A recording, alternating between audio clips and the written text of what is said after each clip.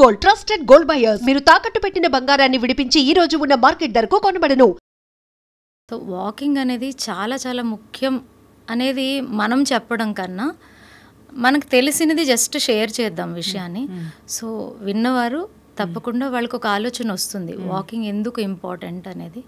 So okay, walking అంటే ఏంటంటే మనం ఇంగ్లీష్లో వాకింగ్ అనే పదాన్ని వాడుతున్నాం, కానీ బేసిక్గా మన మాతృభాషలో మనకు అర్థం అవ్వాలి అంటే నడక. నడక చాలా క్రూషియల్ రోల్ని ప్లే చేస్తుంది. ఇప్పుడు చాలా హెల్త్ ఇష్యూస్ ఉన్నాయి, మనం 1 by 1 జస్ట్ గమనించుకుందాం ఇది ఎలాగా హెల్ప్ అవుతుంది అని. ఫస్ట్ థింగ్, ఎక్కువగా ఇప్పుడు మీరు కూడా చేసే వీడియోస్లో చాలా పాపులర్గా వ్యూవర్షిప్ కనుక మనం అబ్జర్వ్ చేస్తే వెయిట్ లాస్, అవునా? సో వెయిట్ లాస్లో వాకింగ్ అనేది చాలా అద్భుతంగా మంచి రిజల్ట్ ఇస్తుంది.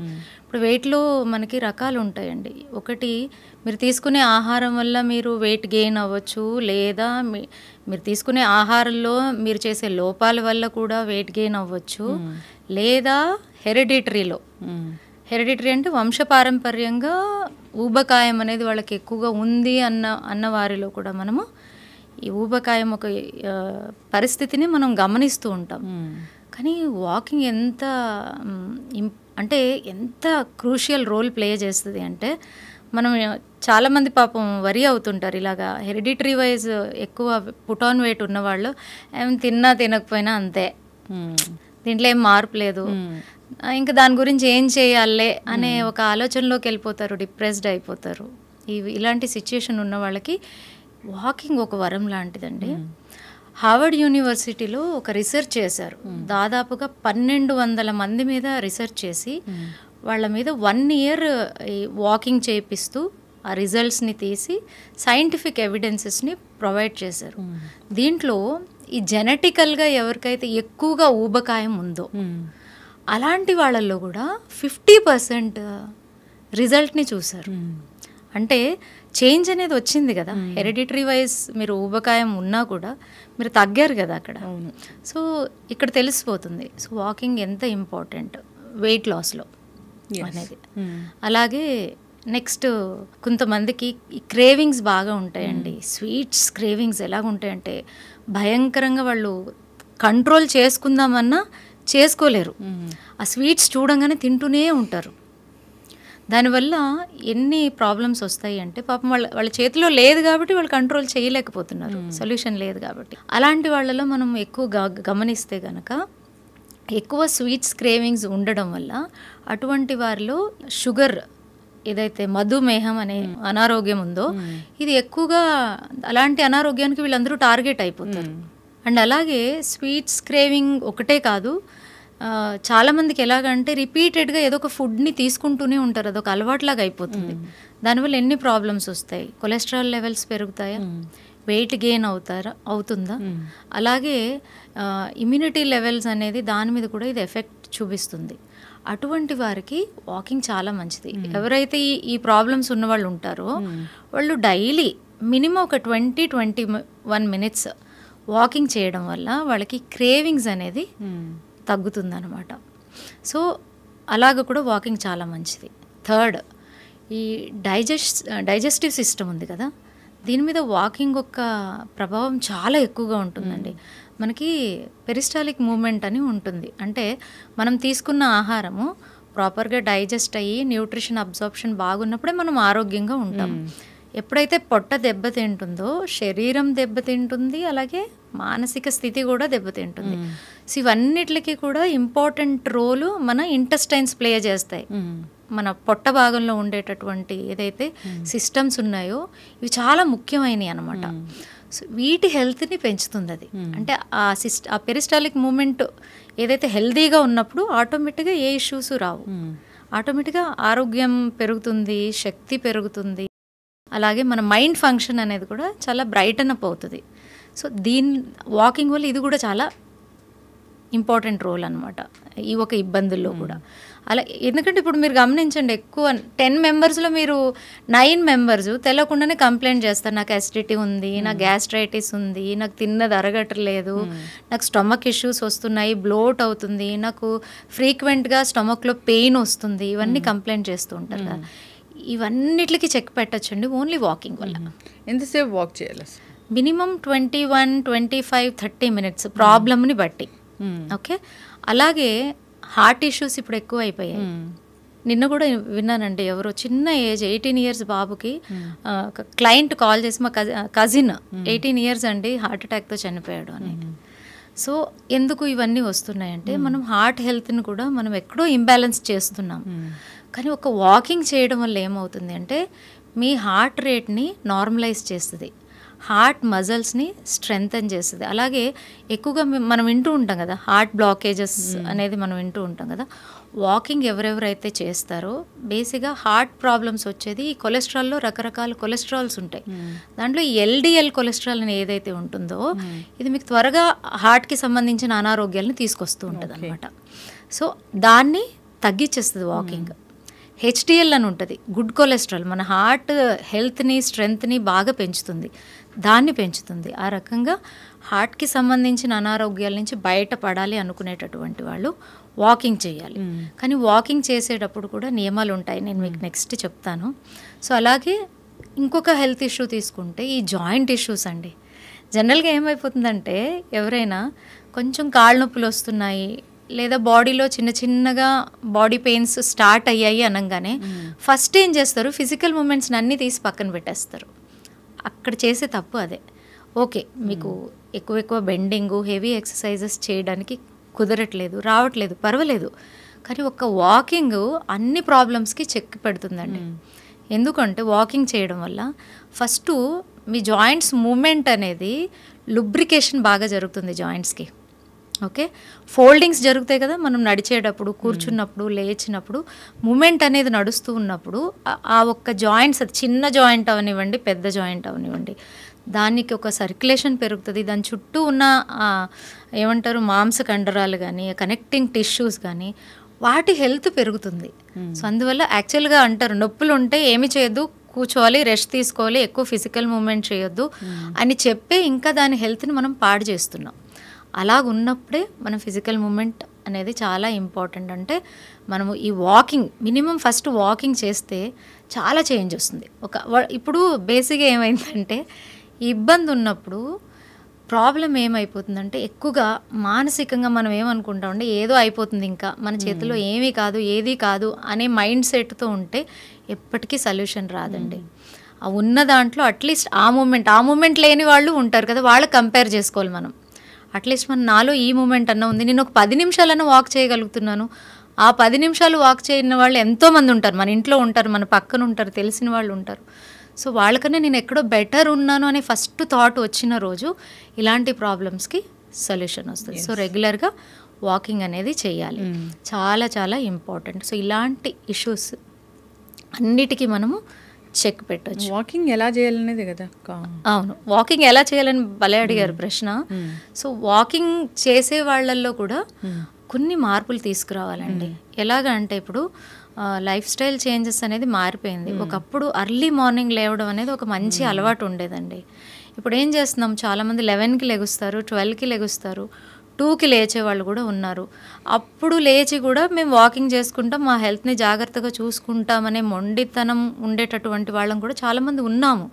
కానీ అది అంత బెనిఫిట్ ఉండదు. మీకు అర్లీ మార్నింగ్ ఎవరైతే అంటే బిఫోర్ 9 o'clock ఎవరైతే మనము ఫ్రెష్ ఆక్సిజన్ లెవెల్స్ ఉంటాయి కదా, అప్పుడు గనక వెళ్ళి మనము వాకింగ్ చేస్తే దాని యొక్క బెనిఫిట్ మనకి అంటే ఈ మిగిలిన టైంలో చేసేదానికన్నా 100 కాదు కదా 200% ఉంటుంది. ఎందుకంటే గమనించండి, పొద్దున్న మనం తీసుకునే ఆక్సిజన్ ఏదైతే ఉంటుందో చాలా ప్యూర్గా ఉంటుంది. 10 o'clock స్టార్ట్ అయిందనుకోండి, మనకి ఎయిర్లో వచ్చే పొల్యూషన్స్ అన్నీ స్టార్ట్ అవుతాయి, వెహికల్స్ వల్ల, ఇండస్ట్రీస్ వల్ల, రకరకాల ప్రాబ్లమ్స్ అనేది మనం అవి కూడా చూడాల్సింది, ఏం చేయలేం. బట్ ఉన్న దాంట్లో బెస్ట్ ఏది ఉందో అది మనం అలవాటు చేసుకోవాలి కదా. సో అర్లీ మార్నింగ్ మనము వాకింగ్కి వెళ్ళడం అనేది చాలా చాలా ముఖ్యం. అలాగే వాకింగ్ చేసే వాళ్ళలో కూడా రకరకాల వాకింగ్స్ చేసేవాళ్ళు ఉంటారు.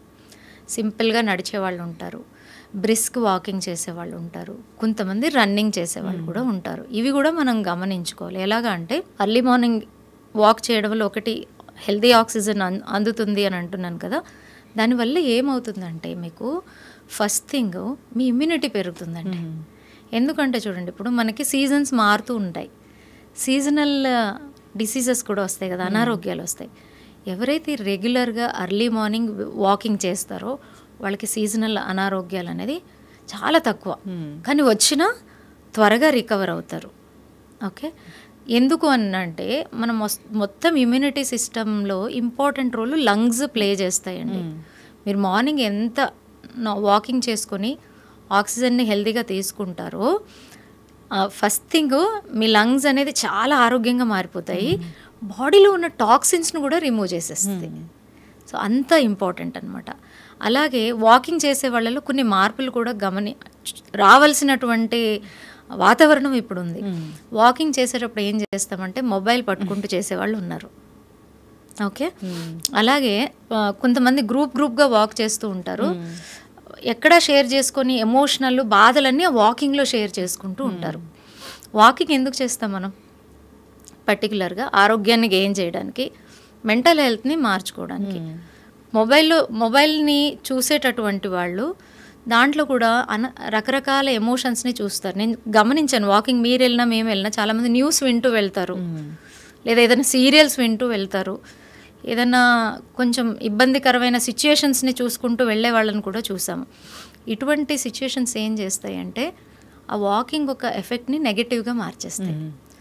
సో స్పెషల్ రిక్వెస్ట్ ఏంటంటే, వాకింగ్ ఎలాగో చేస్తున్నారు అందరూ, ఆ వాకింగ్ చేసినంత టైము ఈ గ్యాడ్జెట్స్ని అంతా పక్కన పెట్టేసి వాకింగ్ వెళ్తే అప్పుడు దాని ఒక ఉపయోగం అనేది ఎక్కువగా ఉంటుంది. వాకింగ్ చేసేటప్పుడు ఎమోషనల్గా ఫీల్ అవ్వడం, ఎమోషనల్ ఇష్యూస్ని మనం షేర్ చేసుకోవడం వల్ల వాళ్ళకి ఆల్రెడీ వాకింగ్ ఎందుకు వస్తారు? వెయిట్ లాస్ అవ్వాలనో, నొప్పులు తగ్గాలనో, మైండ్ నుంచి ఫ్రెష్గా ఉండాలనో, షుగర్ ఉందనో, థైరాయిడ్ ఉందనో, బీపీ ఉందనో, వీటిలో ఒక కంట్రోల్ తీసుకురావాలనే వస్తారు కదా. బట్ ఇలాంటి పనులు చేయడం వల్ల ఏమవుతుంది అంటే మళ్ళీ కొంచెం అగ్రివేట్ అవుతాయి. సో ఈ మార్పులు అనేది చాలా అవసరం వాకింగ్లో. అండ్ ఇంకోటి చెప్తాను మీకు, సపోజ్ బ్లడ్ ప్రెషర్ ఉంది, హై బ్లడ్ ప్రెషరు, నాకు ఊరుకుంటే చాలా కోపం వస్తుంది, నేను చాలా ఇరిటేట్ అవుతూ ఉంటాను.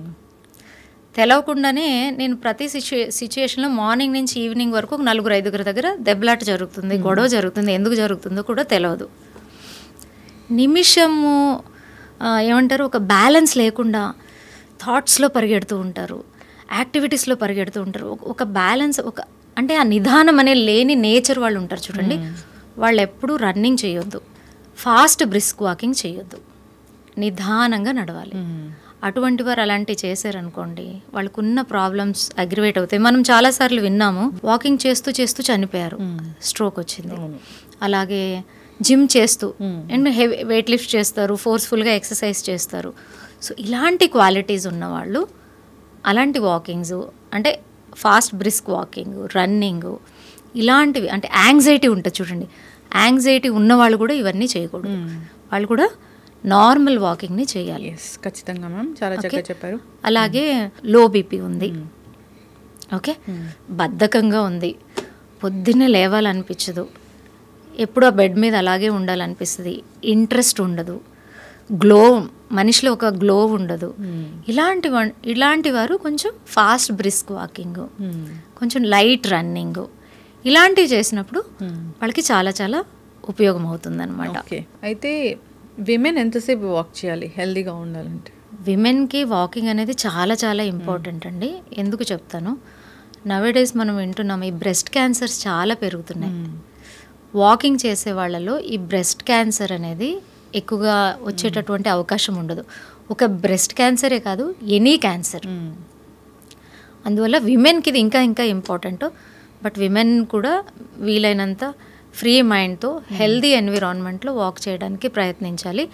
ప్రతి ఒక్కళ్ళు కూడా ఆరోగ్యంగా ఉండాలి అంటే మినిమం డైలీ 10,000 స్టెప్స్. అయితే జనరల్గా యంగ్ పీపుల్ అంతా ఓకే. సో ఓల్డ్ ఏజ్ వాళ్ళు వాక్ చేయాలంటే దానికి ఏమైనా ప్రత్యేకమైన నియమాలు ఉంటాయి? ఓల్డ్ ఏజ్ వాళ్ళకి కూడా వాకింగ్ చాలా అవసరం అండి. బేసిక్గా ఏం చేస్తారంటే ఓల్డ్ ఏజ్ వచ్చేసరికి యాక్టివిటీస్ తగ్గించేస్తారు. యాక్చువల్గా ఓల్డ్ ఏజ్లో యాక్టివిటీ అనేది తగ్గించకూడదు. ఇప్పుడు ఓల్డ్ ఏజ్లో మీకు ఎక్కువగా మనకి ఏమంటారు paralysis patients, dementia patients, insomnia patients, ఇలాగా ఈ ఇబ్బందులు అనేది మీకు ఓల్డ్ ఏజ్లోనే ఎక్కువగా వస్తాయి. మీరు గమనించండి, ఒక్కొక్కసారి మనము వాకింగ్ చేసే వాళ్ళలో 60 అబోవ్ వాళ్ళు, 70 అబోవ్, 80 అబోవ్ వాళ్ళని కూడా కొంతమందిని గమనిస్తాం.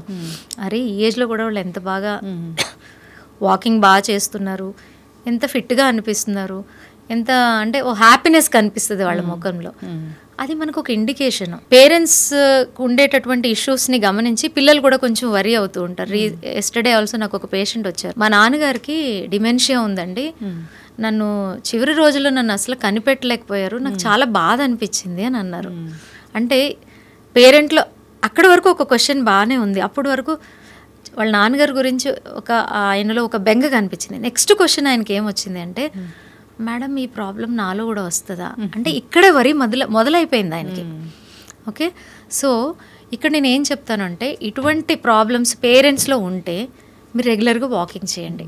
100% హెరిడిటరీలో ఉన్నా కూడా వీళ్ళకి ఆ ప్రాబ్లమ్స్ రావు. జాయింట్ ఇష్యూస్ కూడా, అంటే జాయింట్ రిలేటెడ్ హెల్త్ ఇష్యూస్ కూడా ఓల్డ్ ఏజ్లో అసలు త్వరగా రావన్నమాట. మనకి వాకింగ్ అంత బెనిఫిట్ చేస్తుంది. డైలీ ఒక ½ అన్ అవర్ మనం నెగ్లెక్ట్ చేయకుండా రెగ్యులర్గా ప్రాక్టీస్ చేస్తే మనకి షుగరు, థైరాయిడ్, బీపీ ఉన్న దాంట్లో మార్పు ఉంటుంది. iDream. Please subscribe iDream Media. Please do subscribe to iDream. Please subscribe to iDream Media. For best entertainment and information, please subscribe iDream. And don't forget to subscribe to iDream.